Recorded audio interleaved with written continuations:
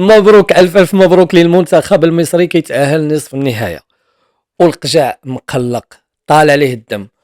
والقائد ديال المنتخب ديال امريكا كيعرف شكون هو المنتخب المغربي، دابا غادي يدي ما يعاود.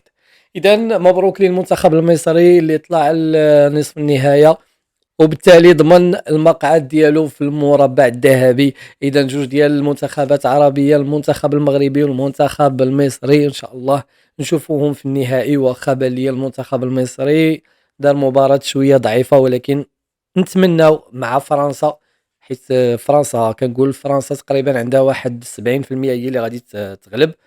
الى ربح فرنسا غادي نتلاقاو ان شاء الله الى ربحنا حنايا اسبانيا. القجع مالو، القجع اسيدي قبل المباراة ديال المنتخب المغربي والمنتخب الامريكي كان مقلق طال عليه الدم. علاش؟ حيت المنتخب المغربي عطاوه واحد ترونسبور عادي ديال نقل في باريس سمايا، يعني ماشي حافلة تليق بالمنتخب المغربي، وطلع عليه الدم وكشكش عليهم تمايا. ولكن ها حنا رجعنا الصرف، رجعناه بالفوز ديالنا، ومازال غادي تدور الدورة. راه عندنا تنظيم كأس العالم وغادي تجيو حتى لعندنا وغادي نتفاهموا معاكم. غادي نشوفوا دابا واحد الصورة، واحد المشهد اللي واعر بزاف. هاد القائد ديال المنتخب الامريكي قبل المباراة ديال المنتخب المغربي قال لهم انا ما كنعرف حتى شي فريق، هاد الفريق هذا كاع ما كنعرفو اصلا، وقال لهم حنا غادي نغلبوا.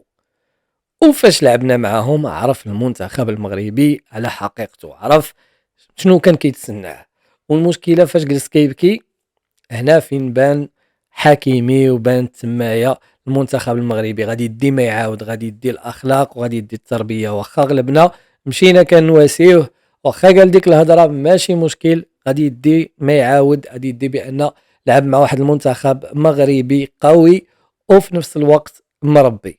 اذا مبروك للمنتخب المغربي ومنتخب مصر، ونتمنى ان شاء الله نشوفهم في الفينال.